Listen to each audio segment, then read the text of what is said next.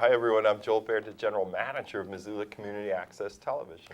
And I'm Kim Anderson. I'm on the board of MCAT, and I'm the Director of Programs and Grants for Humanities Montana.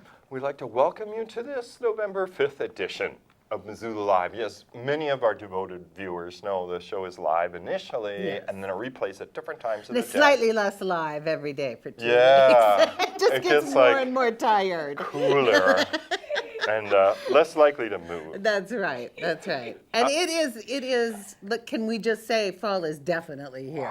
We feel it, right? With the yeah. change of the clocks Right. and then the change of the weather.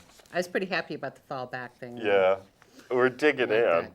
Well, that brings me directly to, What's I after think this fall? is the second iteration of Winter Days. That's a pretty dynamic little visual aid you have there. Well, maybe Scott will show the website. He made it. Scott, will you show people at home the website, mcat.org? And from I did there, not anyway. mean to make fun Okay, of well, your winter the, days. the Winter Days is December 28th through the 30th, right here at MCAT, and it's designed, to fill those parental activity blues in between Christmas and New Year's. Yay. That's the idea anyway. Right, So that kids could come here, and I think, Scott, is it 9 to 13? More or less, yeah, Close he's enough. agreeing. It's kids about 9 to 13, and it's $99 for the 4 days. Pre-care starts at 8:30, because people have to go to Whoa. work, right? What are they going to do with the kids? True. Will And we then have like There's a cocoa or smattering something of for them? post-care. Post and pre-care mean like they're not going to be engaged in all the groovy activities we're offering, But animation, virtual. supervised. Yes, they're going to watch television or play games on their own, but we're giving them the care. Right. And so if any parents are interested, visit the website at mcat.org, or barring that, give us a call at 542-6228. It'd be like a great media camp experience then- in the middle of winter. If one way the parents could see if the kids would like it is to come to Saturday Animation Drop-In. Right, It's right. every Saturday right here at MCAT, which is 500 North Higgins. And for $10, you can have your kid try the stop animation, or there's other kids that are now making more action movies. Yeah. I don't know how kids do, it takes quite a bit of patience. They move little Legos around principally, Right. take a picture, move it, take a picture, move it, take a picture. They do that, it's great. It's And there, Scott's we can showing see it some, there, he's showing yeah. a little commercial You have for no it. idea how long it takes to just See, do that in little that bit. case, they can draw on stuff like dry erase. But here's Right. like a little live action. Okay, they're having fun. Yeah, clearly. in the main. Yeah, They- mostly in the fun. main, they're having fun. There's the VR and what they Oh, see in the yeah. VR. And then Scott has a like a hoverboard thing. Oh, right, I've you seen you that. stand on it and it wheels you around. And he's very generous with it, despite the dangers. So, Are we insured? yeah. $2 million per occurrence, Uh-huh. parents. I just wanted to mention that this wonderful program is over, Yeah. and thanks to the Missoula Public Library, and particularly Elizabeth Jonkel, Associate Director there, for having another wonderful big read. And there's no reason for it to stop just because the activities have stopped. So in that vein, I would like to say that we have about 10 volumes of the big read, which is A Wizard of Earthsea by the famed sci-fi writer Ursula K. Le Guin, and a children's book by the same author called Cat Wings, which was the little read. And we have about a half dozen cat wings here, and as I mentioned, about 10 of these. If you stop in, to Saturday Animation or something, be sure to ask and get a copy of these great Yeah. books. They're wonderful reads. Are you sure nothing's going on at Humanities Montana? Well, there's a lot going on at Humanities exactly. Montana, but it's all kind of statewide, and there are opportunity grants available. I think that I've already said this on the show, but I will reiterate that we have put our regular grants and our film and digital media grants on suspension for a year Okay. while we turn inward and reassess everything we're doing. Our grants will be back, but in the meantime, between now and October 31st, 2019, Wow. we will have opportunity grants available. So if you have a humanities-based project that would benefit from up to $1,000 in grants, then please go to our website, which Scott is showing right now, humanitiesmontana.org. And you can take a look at our guidelines and our contact information, give us a call, and we'll chat with you about whether it's an appropriate project for funding or not. Excellent. Like I saw that thing just when you was doing it, that you guys had funds for supporting book clubs in rural communities. Yes, that's a That's new really thing. sweet. Yeah, Big Sky Reads. Yeah. So if you're in a book club, but not in the bigger. Yeah, because everyone Towns. goes to a book club in Yeah. the big.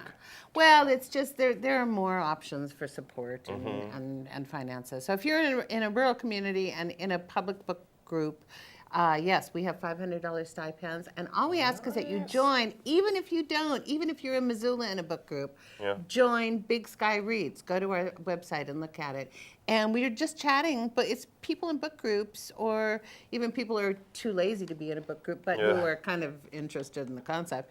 That's like me. Right. And then you just chat about what books you're reading and things like that. It's kind of fun. That sounds really worthwhile. Yeah, I'm going to send you an invite. All right. Well, it is time to introduce our first guests. Yes. They are Amy and Katie. Thank you so much for coming. They're Yeah. representing Missoula Downtown Association. Amy, are you the president of it now? No, I'm the pastor. You are emeritus. Okay. Yes. I got that. Expired. I'm excited. Yeah. But could you tell the viewers a little bit about, we affectionately know it as MDA. Right. Sounds like a Yeah. kind of a drug, but Right. And we take, it's been around for so long, Yeah. you don't even really think about what the MDA does. You're just so used to the fact that they're here doing great things. So Yeah. yes, I will take a moment. So my day job is I own Betty's Divine and Divine Trash Vintage. So I am on the Missoula Downtown Association board as a representative of the retail community in Great. downtown Missoula, and I've been on for I think 9 years now. congratulations. yeah, I'm just it's going to move really- this. Don't stop. I'm just going to move the microphone. I'm sorry. I forgot Yeah. to bring it close to you guys. This is a new thing. It is really fascinating because sometimes people look at the small business and their hats are just off to them. Like they say, I wonder how people make a living with a shop like that, or things like that. Like in the limited exposure I've had to Europe, I say, Yeah. oh, I can't believe here in Paris there's a shop that just sells brassieres. That's it. I'm like, this is one of the most expensive cities in the world. How does this tiny shop that's just Well, selling it's- bras Yes. and they're like, well, you don't understand that their parents probably own the building and they've been there for 400 Not years. always. say that. Not I wouldn't always. say that. I mean, in Missoula, in Montana, Well, I'm you not know, saying this is the case Montana's home here. to some of the highest percentage of entrepreneurs in the country. Wow, And no yeah. one actually knows why. There's researchers flocking here Oh, to try to figure it interesting. out. Yeah. But anyway, I divert. Okay. But, Well, I you know, made you do it's so. probably because we have organizations like the Missoula Yeah. Downtown Association that supports all of us. I mean, there's large corporations who are members, and there's small micro businesses who have one employee, and that's the owner, and that's the person that does everything. Yeah. And the MDA, helps you network with other people who are doing similar things, connects you with marketing opportunities, and actually, at members, we get to benefit from the marketing that MDA does. The other thing that they do is they make we kind of take this for granted because Missoula is just happening right now, but So the much. MDA's been around for over 30 years. Yeah. And back when downtown was kind of a ghost town. Oh, I Right. remember. And they're the ones that have brought, Brew Fest, which now, we all know what that is, have Yeah. attended, but that was new, for a Roots while. Festival. First The Friday, Roots- Roots Fest, Right. Downtown Tonight, Out to Lunch, all these really wonderful programs that make it so Missoula is the vibrant, beautiful, wonderful, alive place. And the best thing about a lot of the activities that the MDA puts on for our community is they're free. Yeah. Yeah. So what Katie and I are here to talk about, Festival of Trees Right. and the Parade of Lights, they're free if not low cost. And that's really important as our city grows to make sure that everyone can access these great Yeah. activities going downtown. Absolutely. And a delight for children. Yes. Parade of Lights I in mean, particular. I but- don't want to name names, but Okay. but the reality is not every city or town in Montana has a downtown as vibrant as Missoula. That's really And true. it doesn't just happen by accident or an act of God. Exactly. It happens because of the Downtown Association and how hard they have worked and how active they've been. Yes, So, you are completely thanks. right. And actually the MDA, the Downtown Association in our city is a leader in all downtown associations across the country. Oh, really? Yes, one of the Wow. oldest, one of the most active. And so that's pretty exciting. And you're right, where it's easy to just take those things for granted, you Yeah. know? But there's a group of employees and volunteers like Katie and I just working behind the scenes. There's so many people working to put on these fun events that are primarily free in Yeah. downtown Yeah. Missoula. And with the holidays coming up, we're transitioning from all the outdoor things, Roots Right. Fest, all the stuff going on in Karis Park, you know, all the outdoor things. And we're, you know, doing Christmas. That's right. Which is always so much fun to be downtown at Christmas Oh, it time. really Holidays. is. And just every year, people just do more and more as far as window displays. So, you know, just walking downtown on a cold night, you know, maybe having dinner, maybe not, maybe walking your dog. And instead of going on the Kim Williams Trail, you just walk downtown Yeah. and enjoy the hard work and the cool displays. I will talk about Festival of Trees real quick, and then I'll let you talk. I'm sorry. I'm kind of Katie knows that. I'm just rolling with it. Time for everyone. But Festival of Trees, it's a long-standing festival that actually happens all over the world.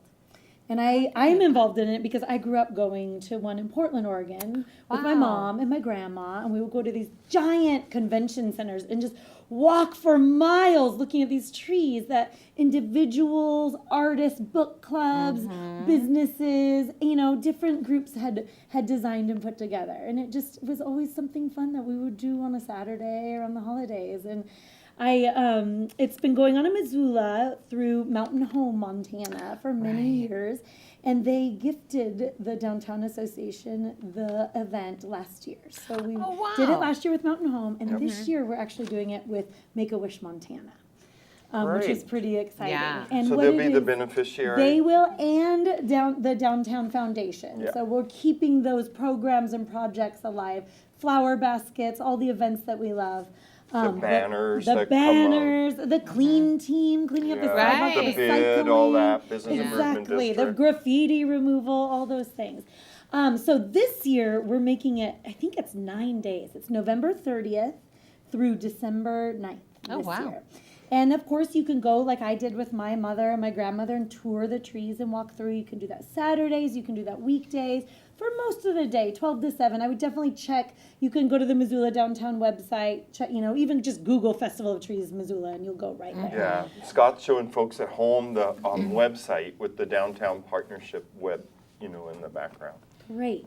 So what you can do when you tour is you can see, you know, all these wonderful trees, wreaths. People have done plate settings and mantles and all sorts of creative things. Actually, my book club last year did a tree that we built out of Pulp Fiction novels that I acquired at a gosh. garage Great sale. I couldn't idea. pass up Yeah. someone's collection and was like, what am I going to do with these? And we made a tree out of them. Oh, that's and very it cool. was auctioned off. So you can walk through the trees. There's little scavenger hunts you can do. You can also attend a teddy bear tea. Those are happening on Sundays. sweet. They're great Right. to do with your kids, young kids, old kids. Do the one with your grandmother. And you can also do, we have a soiree and an auction where everything's going to be auctioned off, and that is culminating on the 8th. The last Saturday of the event. And then we also have a mimosa brunch that I'm we're looking at debuting that. this season because the teas are so popular that we decided we would, you know, add a little twist to the tea party. Right. And all of these are going on the 6th floor of the First Interstate Bank building downtown. Oh, great. Which is one of the most exciting parts about it, to be honest, is it's a space that normally we don't, you know, You it's don't not a get to No public one see. gets space. to see. Yeah. And it is beautiful. The view, I I mean, it's bet. almost 360. The view's beautiful. People work really hard decorating the space, not to mention all the trees and the wreaths that are in there. And it's And just this is a really new fun space. venue, isn't it? This is, you know, this is the second year that we're doing Oh, it there. okay, So okay. First Interstate Bank is one of our sponsors, and we're so thankful that they That's give generous. us that space. They give us volunteer time. They're wonderful. And then Providence Health Services is also one of our big sponsors, among many others that Excellent. help put on this event. Yeah. Who you can see if you go to the website. And just a few here, you see Providence St. Patrick Hospital, Make-A-Wish, First Interstate Bank, Terrace Nursery, Stevens and Company, Attic, RRG, and is it a Pepsi? I've never seen that. and then little smaller ones and so on. That's really wonderful, Who doesn't though. like the holidays? Right. Now, are the Pepsi is teddy really bear good. teas and the mimosa brunch, are they a ticketed item? They are. They're a Yes. ticketed item. You can go online to reserve your spot. They sell out very Is it quickly. pricey? No, I believe it's $10. Oh, that's not Actually, bad. that's probably it's probably not right. It's an optimistic estimation, Right. but I'm going to Somewhere tell on you the it's $10, and you're going to be so Well, excited when it's okay. less. Yeah, maybe Um, that's it. And actually, touring the trees is a $2 donation. Okay. And again, that money goes to Make-A-Wish Montana, as well as the Missoula Downtown Association. Yeah, yeah. So it's not very expensive. No. It's not free like most of the Parade of Lights activities, but it's very accessible. And it's a fun way. I volunteered last year. I'll be there again this year. And you just see people of all ages, young and old there. And it just warms my heart to see Oh, yeah. Missoula coming out for the holidays. Absolutely. That is really nice. And the venue is so close to the new hotel. So for some people, it could be that sour feeling that they'll look down, you know what I mean? Or it could be that upbeat feeling like life is moving on. It does move Right. on. It does move Right. on. It does move on. I'm just saying that. I know it sounds a little weird because a number of people, said, "Oh, I spent so many Christmases at the old Merc when it was whatever carnation it was." Oh, yeah. But here's an opportunity to have that magic of Christmas. People have Life to set renews their new itself. traditions. It That is does. a strong lesson. Now, We better turn to somewhere Parade in of the Lights. middle there is a parade of lights, Yes, I we believe. better turn because look, I put a clock on the monitor. Sorry, Katie. Oh, I Hope, think no, it helps keep, wonderful. it's to keep us on track. It's Definitely. keep us on track. Yes. So yes, let's tell people a little of the Parade of Lights. I know MCAT's recorded it for many Yeah, years. you have, and you're doing it again this year. Yay. Yeah, Thank I was you. Scott's putting on Thank you. to This give must folks have at home a been little last bit of an year. idea. Look at This one I that. think is from the year 2015, 3 years. Oh, wow. Well, it's really exciting because we're celebrating our 16th year of Oh the my Parade gosh. of Lights, and that's Saturday, December 1st. Most of the activities start at noon, and they're all over downtown Higgins. So you can do like the beaded snowflake, or are we doing pictures with Jethro again? Yep. Betty's. Since we acquired the king of all cats, Jethro, we do pictures with Jethro. You get your Polaroid picture with some elves and Jethro and yourself. I know Wonderful. And it does Jethro. cost, big but is all the Jethro? money goes Like- to the Humane Society. Jethro Oh. is huge. He is, though he's 22 pounds down from 32. Well, Oh my very good, gosh. congratulations. Whoa. He's Shadow love of his Jethro. former self. Can you imagine losing a third of your body weight? I can't. I I mean, wish. I'm gonna have to talk to him about that. But some of the other activities going on are things like Santa at the Yes. Florence, and that's from 1 to 5. And it's really important that if everyone wants to get their photo, that they're there no later than 4:30. They have to be standing in Right. line at 4:30 Wow. is the cutoff time. Mhm. Other cool things going on, of course, Coach Shane is going to be leading the parade, which everybody loves. Yeah.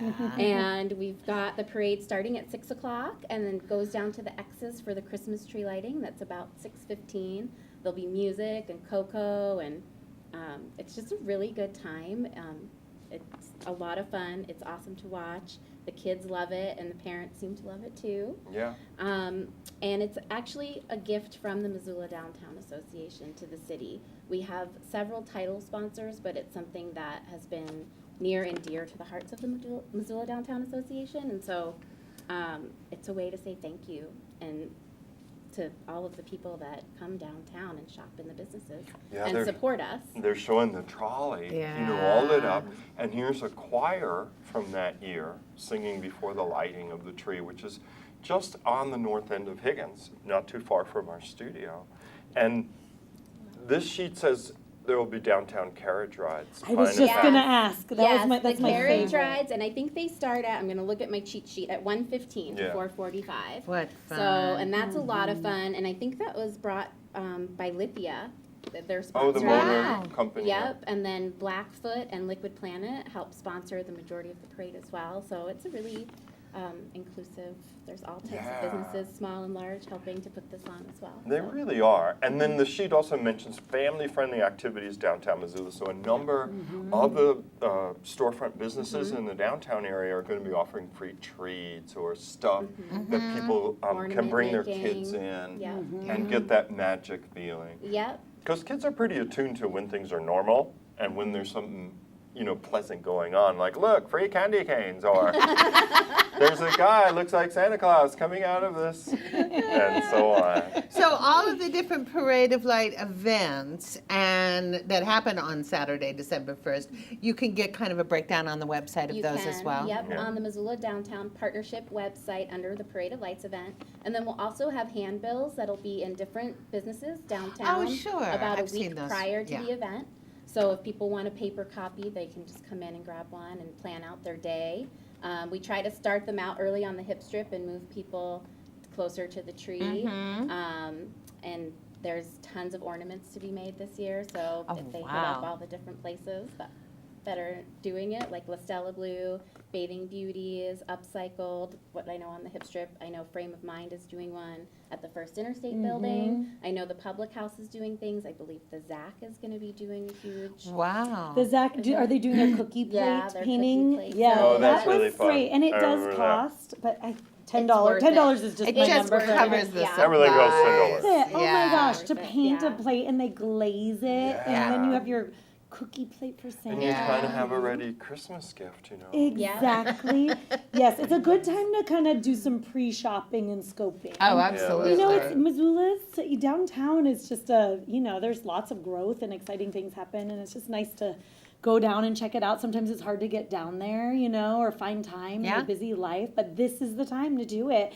As well as Small Business Saturday, which I'll just November quickly talk 24th, about right? the Saturday before. It's excellent. Right after the Yes. Black Friday. Right after, Kind of yeah. reminder, like, go handle the things you want to buy, see what it looks like, all that And stuff. Right. support small business owners like Yeah. us do, Absolutely. And it's, they're at the MSO hub, there's free cocoa, there's gift wrap, that's kind of like the headquarters, and it's just a fun, cheery day. A lot of businesses are having activities and promotions, but. And it's you know. another opportunity where, I always, because I'm a massive shopper, just, this is my nature. But that is the day that you see all of your neighbors and friends downtown, and it's so, you just Yeah. feel good, and you're waving at people, and everyone's wearing their pretty coats. And Well, and it's That's just nice. good to remember all the time, especially when Yeah. you're buying Christmas gifts, how important it is to support local Absolutely. and support your neighbors, Yeah. and you had to buy unique, fun items. Exactly. Yeah. Yep. Well, thank you. I know we better go because thank we'll you. neglect our Now guests. I'm in the But- Christmas spirit. Good. Yeah, Feeling I it am. already. Yeah, it's like, oh, wow. But I thank want to you. thank you both, Amy. Thank you. Thank you Thank so you. much for Thanks for taking the having time. us. Thanks for volunteering Yeah. for MDA. And we'll be right back. We still have 3 other guests, some very Right. interesting things to talk about. Up next, we'll talk with Tate Jones. There's going to be some excitement at the Rocky Mountain Museum of Military History because the anniversary of a very great war is coming up. So we'll talk about that right after this.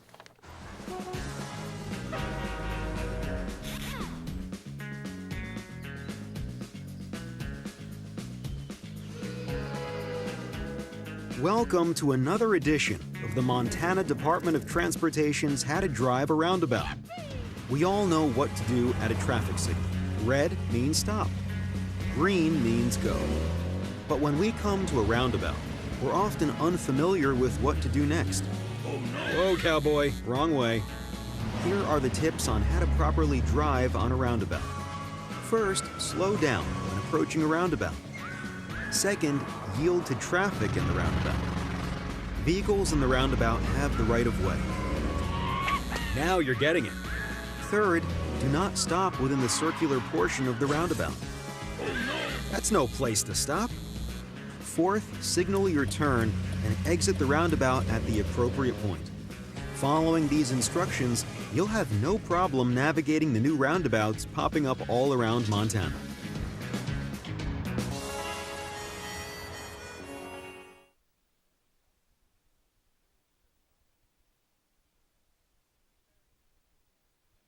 Kid can work with Legos, play, and more to make their characters come to life. Animation isn't the only reason to stop in. Hi! Your kids can experience media through editing, voiceover, and short films. Games and activities to keep your kids busy all Saturday afternoon, starting September.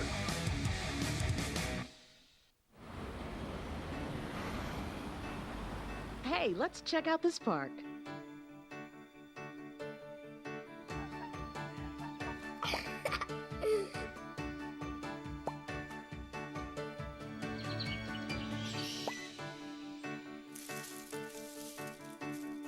Oh, wow, that's really cool. To find a great local park or forest near you, go to discovertheforest.org.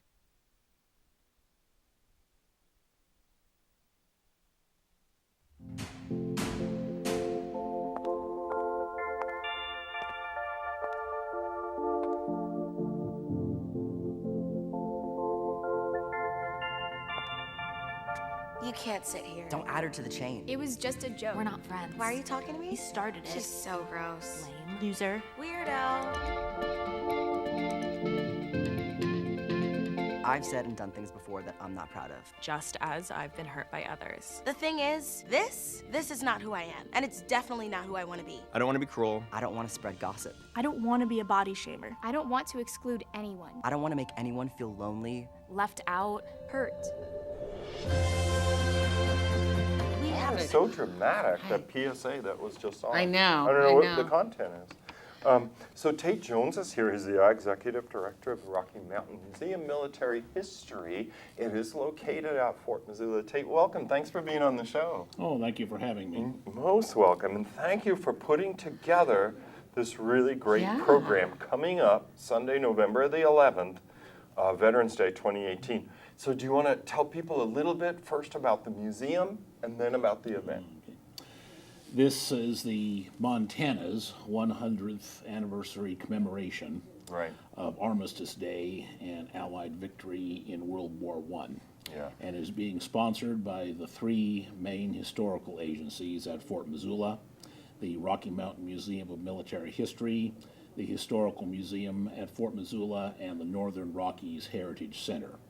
And beginning at 11 a.m. on Veterans Day, November 11th, we have a full day of activities planned at the fort commemorating the U.S. effort in World War I and the end of the conflict.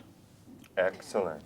There are just some, I don't know if we can go through them all, but there's just some. National World War I Centennial Committee Bells of Peace, and that's a nationwide bell ringing, and that's going to be at your facility? Yes, at Okay. 11 a.m., all participating organizations in the country, to mark the actual time that the armistice went Right. into effect, 11 Right. a.m., November 11th, will be ringing bells. And at the Military Museum, we have the bell of the last Milwaukee Road engine to come through Fort Missoula mounted, and we will ring that at 11 a.m. That's great. It's amazing to think of all of these bells going off Yeah, at the exact globally. same moment. And then at noon, you were going to start with some an opening ceremony and some speeches. Yes, we have two keynote speakers, and this will be at Heritage Hall at Fort Missoula. And for those unfamiliar, that's the big yellow building on the parade ground. Beautiful building. We'll Really have is. two keynote speakers. The first will be Montana Secretary of State Corey Stapleton, representing the civil branch of Montana government, and representing the military branch will be Major General Matt Quinn, Adjutant General of the Montana National Guard, and both gentlemen will be speaking to commemorate the occasion. That's really great. Very nice. And then at 2 o'clock, book discussion by Ken Robeson, author, World War I Montana, the Treasure State Prepares. And I'm going to hold this up, Scott. I don't know if you can zoom in. It's got a really dramatic cover. And it is really wild to think about. I think about Montana in, I don't know, such a Here we go. sentimental way. I'm not about both world wars. Here's Montana, you know, so tucked away, as it were, from the world. But when you have a world war, everything's involved, I guess. You It know? affects everyone. Yeah.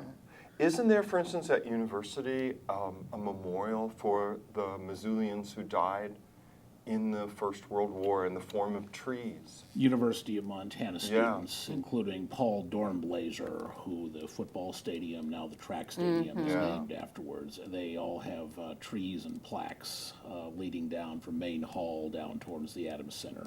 Isn't that something? And 10% of Montana's population fought in World War I. That's amazing. The state had an unusual amount of young men due to the mining and ranching and farming industries, and so many volunteered in 1917 when the U.S. entered the war against the Central Powers. Isn't that wild? Because, you know, you imagine someone living in Conrad, in Havre, in these tiny towns, and then the newspaper is bringing them news of the World War. And that their children have gone and some haven't come back from this thing. So far away, so far away. I mean, now you think you get on a jet or whatever it is, and there you are. And there's, you know, communications are so different. Right. I mean, the only way to communicate was through FaceTime the mail. somebody in France. I mean, here they'd have letters that maybe arrived a month afterwards or that kind of thing. Well, it was a generation that read newspapers assiduously. Yeah, there's that, though. That's true. Which is a habit maybe we should rediscover. Exactly. Nice editorial point. Now, and there's another event going on at 4 o'clock, another talk, is that correct? Yes, that will be at the Military Museum, building T316, or as we like to say, just look for the one with the tank and the helicopter. Right, yeah, it's pretty easy to see. And that will be a talk on Clarence Street, who was a doughboy who enlisted out of the University of Montana and went to the 11th Railway Engineers Regiment in France. And afterwards, he wrote a number of very important books on international relations during the 20s and 30s, in which he essentially prophesied the coming of NATO, the European Union, and places like that. So he was very influential in international affairs circles up through the 60s until his death, I believe, in the early 80s. Oh, wow, yeah. Wow. So that's a really rich array of programming you have lined up for what's a really important anniversary. Yeah, Oh, yes. and I think people would be surprised to learn that 10% of Montana's young male population serve. I am. But I think typically Montana's population serves more than richer, more developed states, but I'm not sure. You probably know better than I. Certainly, and then again, above average participation in World War II as well. Yeah. And now we have just a very large veterans community throughout Montana. Yeah. So. Can you give us a little information about the museum itself for people who haven't been in yet? The Military Museum, Yeah. I'm executive director of that, is located in building T316 again at Fort Missoula.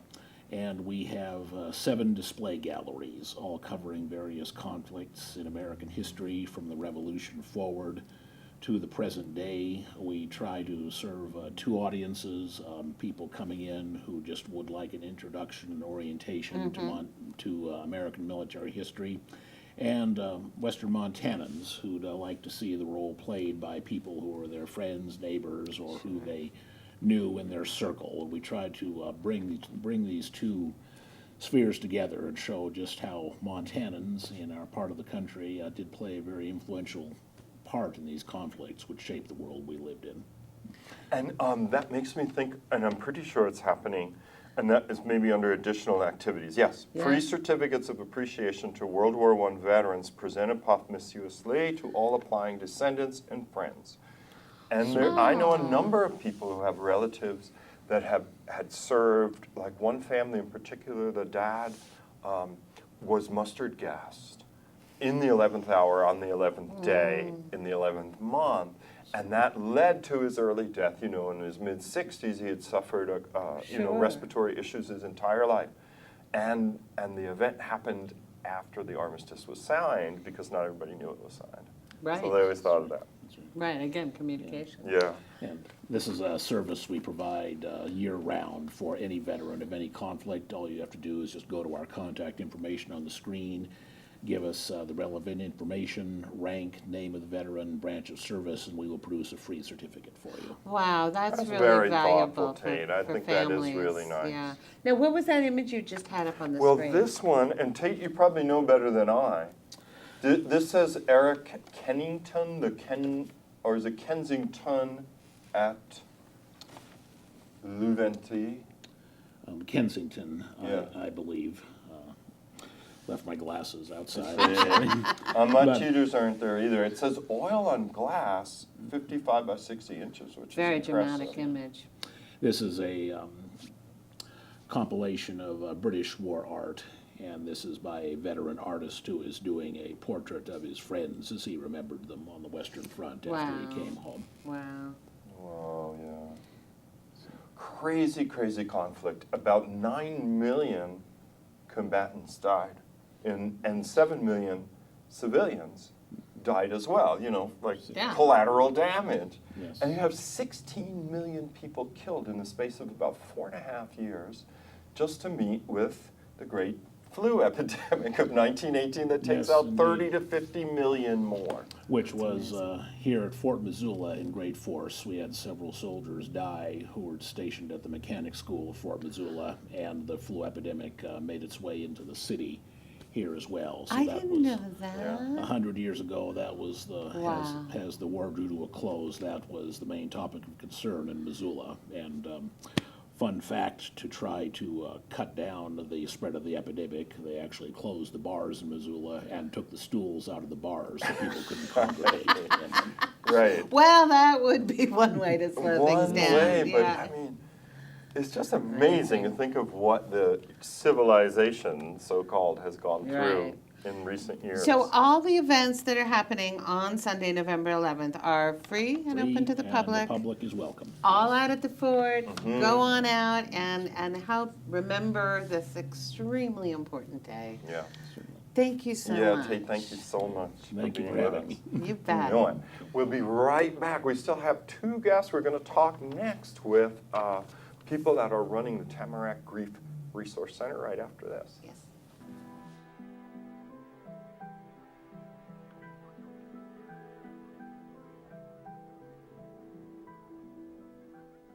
My family and I would not have had the luxury of going to camps or the groups or any of that process with Tamarack if not for the people who are willing to support Tamarack and give. Yeah. What would you say to those people?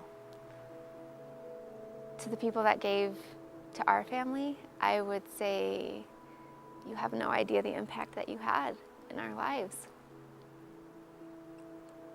Your gift created something much bigger. So your journey will always be going on. Always, yeah. It's a continual process, and Tamarack helped me find a place where, in still honoring and still remembering and still loving, I could move forward in my life and begin to reconstruct, and I got to do that with people who supported me on my journey all the way through.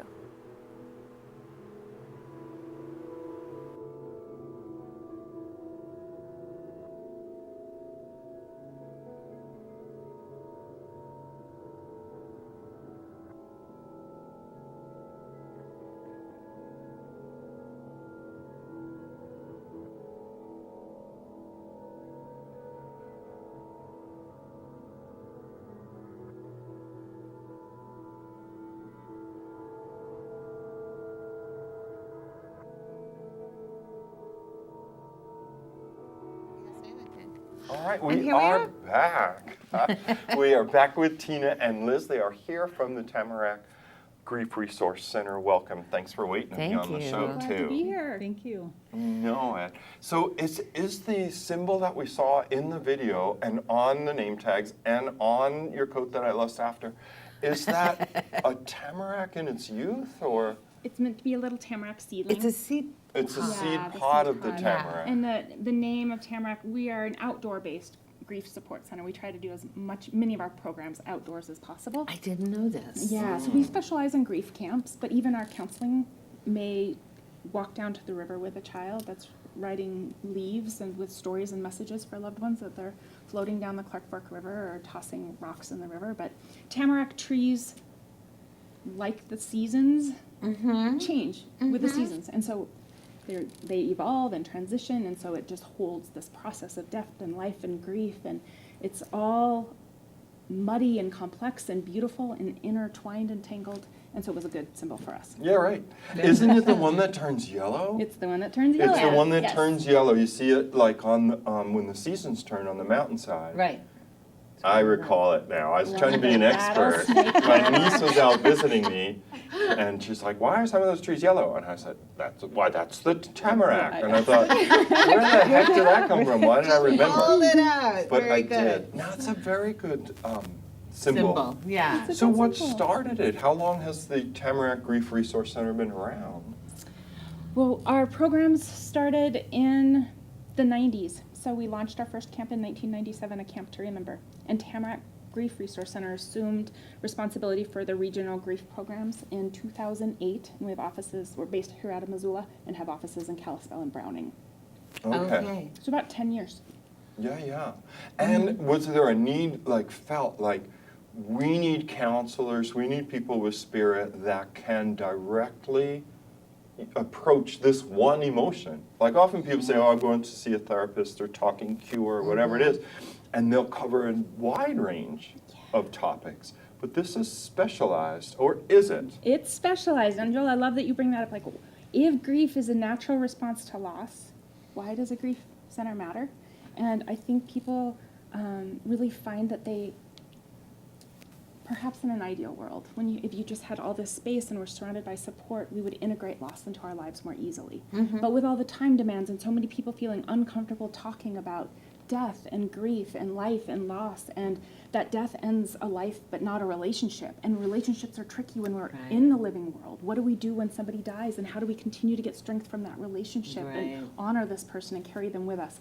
So finding a place that we're not pathologizing grief. This is still a very natural process. We just all do it very differently. It can be incredibly tricky and complex. Sure. But how can we do this and continue to gain strength from relationships and integrate these losses into our lives in ways that we're still the people we want to be? And I think it used to, I mean, at least my sense is, you will know better, that many, many cultures used to have particular rituals or ways of, as a culture, handling grief that helped you go through certain stages, and that's kind of dissipated to some extent. And so it's incredibly valuable to have a service like yours available to offer a variety of different ways of exploring what you're going through. And even to explore how can we do these rituals in ways that are meaningful for us today. Right. Is this a ritual to honor the significance that an event occurred? And that might be something more like a shrine or a stupa that we create and it's solid and grounded. Or it might be releasing parts of the grief that aren't bringing us strength any longer, and it might be exploring grief and profound sadness that we want more movement and involvement of the elements of fire and water and air to help release some emotions around. And so being deliberate about those rituals that we set up. Interesting. That's the outdoor part A lot of as it's well. outdoors. Yeah. Do you do counseling in the house, the office? No, I say you that have to to go your outside. We're pretty happy. Because I Let's have go a beautiful house around the corner from where I live on First Street. So there are counseling rooms there. Yeah. You don't necessarily have to go outside. Now, if somebody is watching this and they say, golly, I know someone, I am that person, or I know that someone could really use grief counseling, are they your target audience, or are you using groups a lot more? Are you taking like individuals on, or that kind of thing? Yes. So if somebody called the center, we would try to gather some information to say what's helpful for us to know about you and what would be helpful at this point. And it may be that individual counseling would be strengthening, or it may be that a peer support group for adults, or it might just be a consultation to say, I'm the primary support for my kiddos, I'm grieving, they're grieving, can we toss around some ideas of how to do this better? Or a women's camp or an overnight youth camp, or maybe overnight is kind of scary if you've had a significant death, so maybe a day camp or a mini camp. There's a lot of different options, or a drop-in workshop. Just swing by once a month and create inspiration mobiles, whatever it might be that month. Yeah. So, Find out what the needs might be for that person and direct them accordingly, right? Yeah, because in a family situation, there's all these dynamics. So let's say a parent dies of an accident or illness in an early stage of the family's life. So the children are still at home, and they're suddenly one parent is responsible for everybody's well-being. They're grieving too at the loss of the spouse, the kids. So that whole dynamic is very complicated. Yeah, I'm sure it's true. And that's where you guys say, oh, we can help. We can help. And we're stronger together. So we can't fix it. It's not broken. It just is a isness that might be a very tragic isness. And how can we bring a support system around that? Yeah. Yeah. Oh, that makes sense. So should someone just call? I mean, if viewers are watching the program and they're like, grief, I really have a problem with that, you'd say, just call. We'd see whether or not there's something for you. I would that say we if offer. somebody had that, to call us, 541-8472, and learn more, ask questions, can do that Yeah. over the phone, visit our website. Yeah, There we we have we're the showing the website website. up. So, because often, before I call, I like to go to a website and just kind of orient myself. Yeah, some Right. people do, So it, that was especially good. about, strong emotion. Yeah. Or getting help dealing with strong emotion. I think people are very guarded at first. They're like, oh, no, and that kind of thing. But, I mean, this That is, might help. Scott's showing just Yeah. a real rich array of programs and And do you do possibilities. just like age-specific programs, like children experiencing loss or grief, so you could have kids form a group or be part of a group or So that many kind of our thing? mini camps would be for elementary school children. Our overnight camps might be for families. The whole family's coming to camp, and some breakout sessions will be for parents, and some are for teens, and some are for young adults, and some are for younger kids. The community workshops are all ages. Our Walking Our Way Through Grief, which we do in Browning and Kalispell and Missoula, is just come together. Sometimes words fall short. Let's walk about it instead of talk about it. And I like everybody that. comes together. It's really nice. And so it depends on the program. There's adult grief matters groups. Let's just talk about matters that matter to us as adults that are integrating loss into our lives. And then there's the kids groups as well. Yeah. So valuable. It sounds really, and I'm really glad you guys, responded to come on the show, because I've been, going up and down. They're right around the corner from it. Did I mention they're around the Visit us. And so I'd always been intrigued and wanted to know more about it. And I thought that is an area that when people have trouble with grief, it hits them really hard. And so that this sounds like very vital work. Yeah. Thank you. Changes lives. Yeah, I bet. Well, thank you so much for being on the show. Yes. I know we got to go because those guys will We be have mad. final group. We have.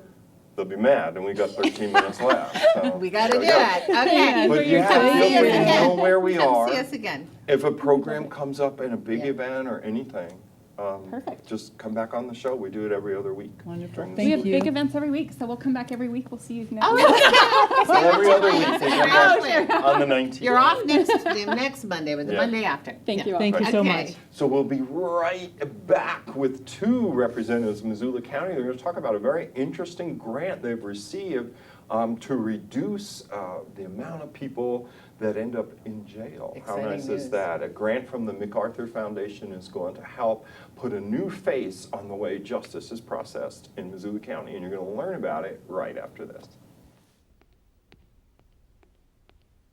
There. Can I tell you a cat joke? Just kidding. Why did the girl ask the mushroom to dance? Because he was a fun guy. What do you call a pig that knows karate? Pork chop.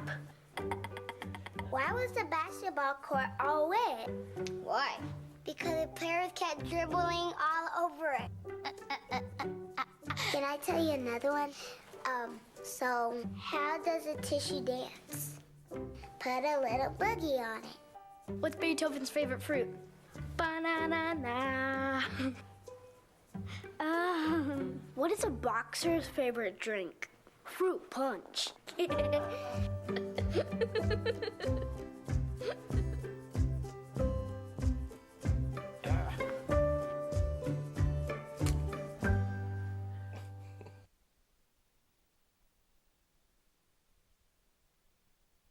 Welcome to another edition of the Montana Department of Transportation's How to Drive a Roundabout. If a motorist is within a round... We are back. Not the roundabout again. Oh, God, he's going to get on me. So, we are back. Thank you for joining us. We are here to talk to Cola Rowley and Aaron Couts. Couts. And Erin, you're in the grants department. Yeah, Grants Division, part of Community and Planning Services. And I bet you're Department. partly responsible for this fantastic I did help grant. write it, yes. She's mostly responsible. See, Wow. congratulations and thank you. Colarale is one of our 3 Missoula County commissioners. Thanks for taking the time to be on the show. Yeah. So Thanks for having we have the press release, but maybe you guys want to just tell us This the is story. huge. What happened to receive this enormous $700,000 grant? Well, so we applied for a MacArthur Foundation grant in about a year and a half ago that we actually got for $50,000. And that was to address the disproportionate number of Native Americans incarcerated Interesting. at the. Erin, just hold that thought. I'm sorry. I keep okay. forgetting to move the microphone. Oh. I don't know what's wrong with me. Do you want me to Okay. keep talking? Yeah, Okay. please. No, it's just silly. Should I start over? Oh, no, or- I think okay. No, I think they Okay, heard. perfect. It's just like, this is better. Okay, so that was to address the disproportionate number of Native Americans incarcerated at the Missoula County Detention Facility. And that was a 15-month grant. It wrapped up in March of 2018, just last March. And based on our success with that, the MacArthur Foundation was happy with the work that we had done and invited us to apply for additional funding as part of this National Safety and Justice Challenge. So we applied for funding in beginning of June, and then just found out within the last month that we did receive it. Wow. And it's a 2-year grant. We get $700,000 for those 2 years total. And and we're going to be addressing 5 different strategies to help reduce our jail numbers, but also while promoting public safety. Right. And there's specific ways that can be done. I read that in the press release, it's bulleted right here. Bullets are always nice. I mean, in that way, Yeah, on a right. press release. Those kind of. Yes. And this term, jail diversion, had come up in the past. I remember interviewing T.J. McDermott, Missoula County Sheriff. Kimberly Dudek was still, I think, representing, in the state legislature. And they were both very interested in this concept of jail diversion. But you want to explain to people, what does that mean? And some people, it sounds like they're playing games in jail for jail diversion.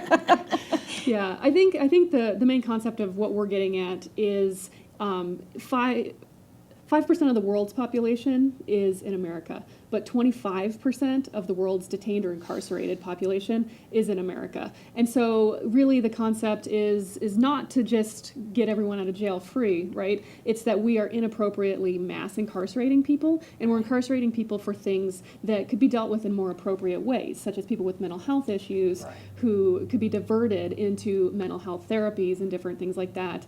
And of course, people struggling with poverty. A lot of poverty-related issues are ending up in the criminal justice system instead of being addressed in other ways in our society. And so diversion has a lot of different definitions in different sectors, but really when we talk about jail diversion, we're talking about low-level criminals that we want to divert from incarceration by doing something more appropriate with them. Because, on top of everything else, it's not a particularly cost-effective or efficient It's not. way of handling these It's not. And problems. one thing that County Attorney Kirsten Papps also talks about is the Goldilocks principle, where they've actually found, when you're trying to get people rehabilitated, not going back to jail, productive members of society, there's this fine line between not enough supervision and too much supervision. And so you have to find that perfect middle ground, the just right amount of supervision and services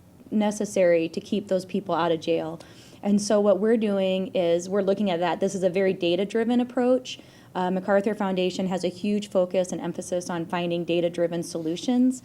And so we're going to be hiring a data analyst to look at our jail population, how are people getting through the courts, so that we can see where are people getting held up, but then also to find strategies to affect true change in those spots. Interesting. So the element of science is not necessarily like, oh, it feels bad to lock people up and it's a waste of money. It costs $100,000 to incarcerate this individual. We could set them up in a house and a college education for half that amount of money. Right. So that may be a feeling, but you're saying in the MacArthur Foundation is saying, let's have some scientific evidence so that we'll track Yes. outcomes and say, this works, this doesn't work, and things like that. Yeah, there's definitely a financial incentive to doing things differently, Right. in handling problems differently, but also the evidence-based risk assessments that are available in today's world, and the one that we're using is the public safety assessment, based on the data that has shown low-risk offenders as based on these assessments. If they're low risk,